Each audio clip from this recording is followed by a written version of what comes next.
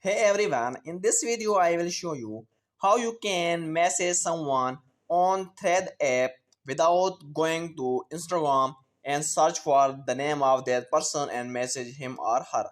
So in order to message someone on Thread app, just simply click on the username, go to your Thread app, Thread account on your mobile phone and simply click and open the account where you want to send message.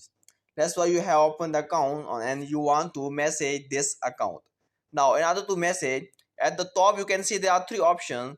The first one is three dots, the second one is notification, and the third one you can see the Instagram option or icon.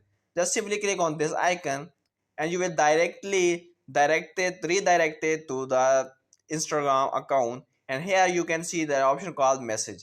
Just simply click on this message and just write something that you want. So this is a way you don't need to go to Instagram and search for the username and message that person.